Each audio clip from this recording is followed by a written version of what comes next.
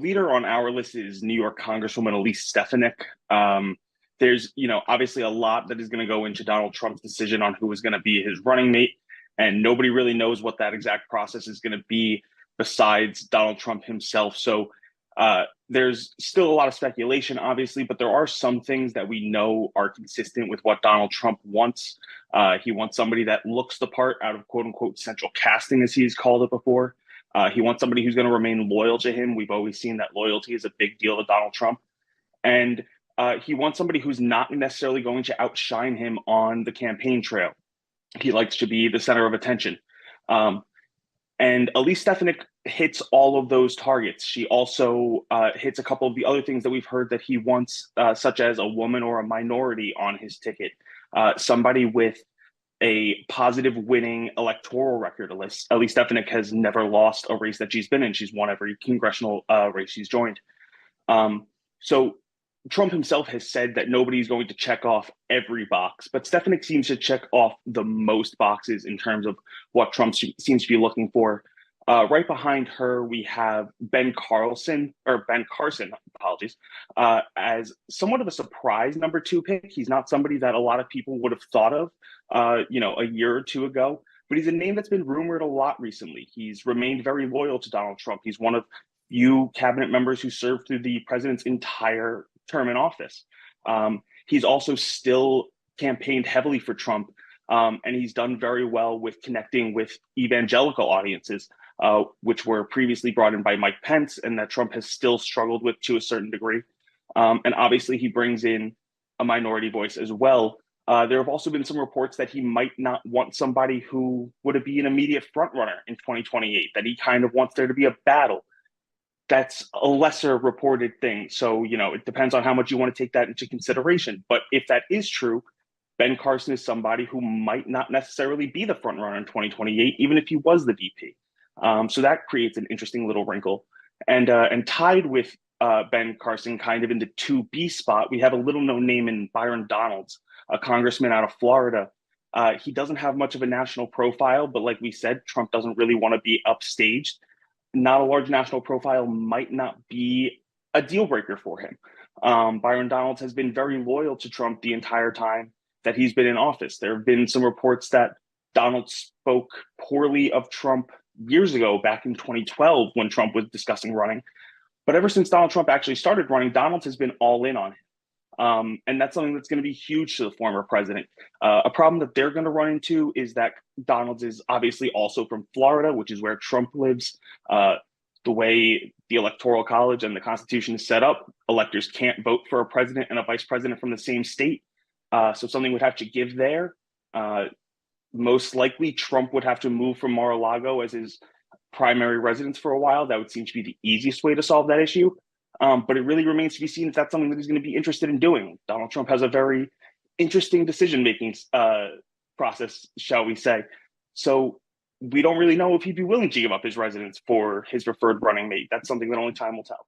That's become a huge point in terms of the VP search recently for Donald Trump, with all of the moves on abortion across the United States. He's taken up a states' rights position on the issue, that he thinks every state should be able to decide for themselves. And reportedly, because of that, he doesn't want a running mate who's a hardliner on that issue. And Kristi Noem is, by all accounts, a hardliner on that issue. She has come out and said that she is very pro-life.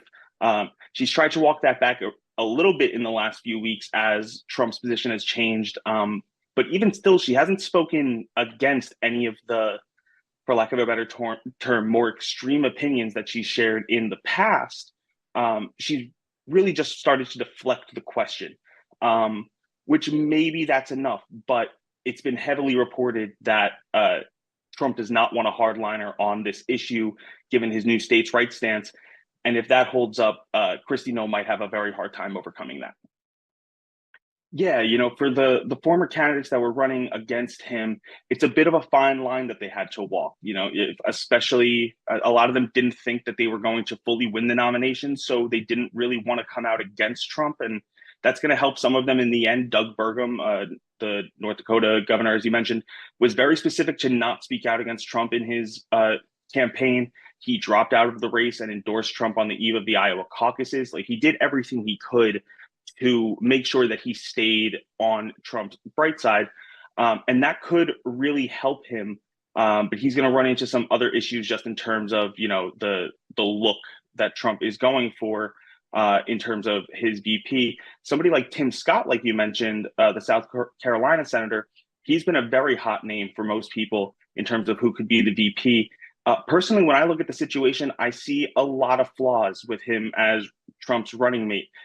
Most specifically, that he has been very vocal about supporting Mike Pence and his decisions to certify the 2020 election back on January 6, 2021. Even as recently as earlier this year, when Tim Scott was still running, he said that he thought Pence did the right thing. That's a big break from loyalty. Trump's claims about the 2020 election is one of the number one things that he wants people on board with him on. And the fact that Tim Scott very recently was not on his side there could stand in his way. Tim Scott has also been very vocally pro-life and has said that he would be in favor of signing the strictest bans that the country has seen, essentially.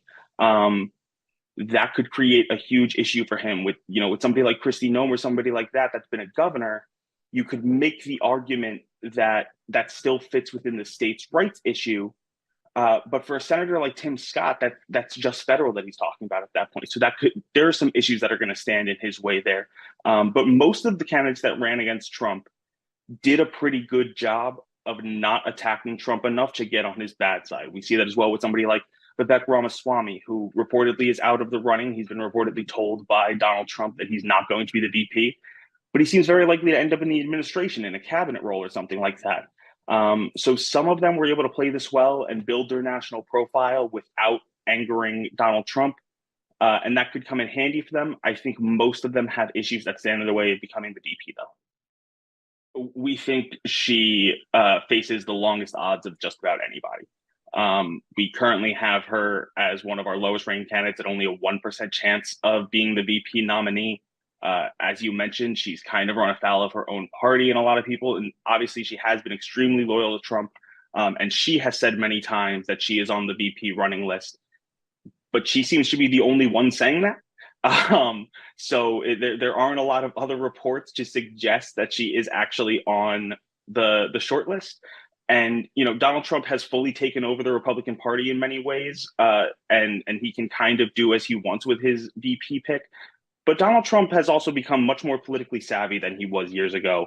And he fully understands that this is going to be a close election, and he needs a running mate who can help him.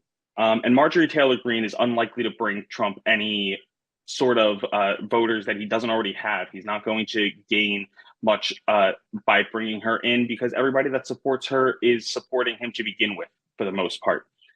So it's far more likely that he brings in somebody who is a little bit more mainstream, still a MAGA Republican, if you want to call them that, still somebody that is loyal to Trump, but maybe somebody who stuck to the mainstream a little bit more and has done a better job of not annoying people. Yeah, obviously, Trump probably isn't going to name his running mate until closer to the convention. So there's still probably some time before the actual name comes out. And obviously, all of these odds are editorial. We can't bet on elections in the US to begin with. So it's still possible that pretty much anybody comes up. And so somebody like Nikki Haley is a possibility. I see her facing very long odds as well, mostly because she stayed in the race against Trump longer than anybody else. And it's hard to see him for giving that quote unquote slight against him in that sense. But people have reported that this short list is not truly a short list. It is getting longer by the day and not shorter. So it's entirely possible that names are going to continue to be added throughout the process. Senator Tommy Tuberville, who famously was formerly a football coach, had kind of likened the names on the list right now to names that are thrown out for a vacant college coaching position, that, people are putting their name out there to kind of raise their stakes, but it's all propaganda. And he suggested that any name that we're hearing now can essentially be ruled out. Who knows if Tommy Tuberville is right about that? Who knows how close he is to this decision-making process? But there are still plenty of other potential candidates out there. People have thrown out names like Virginia Governor Glenn Youngkin, former Secretary of State Mike Pompeo, Iowa Senator Joni Ernst. All of these people are candidates that have things in their favor that could definitely help Donald Trump. So it's entirely possible. Like you said, we have a 13% probability in our editorial odds, which is the same as Elise Stefanik, our favorite. We think it is equally as likely that somebody that we haven't heard about yet becomes the nominee. There's still a lot of time for Donald Trump and his advisors to talk him into or out of candidates. So really only time will tell who the final names on those lists are going to be.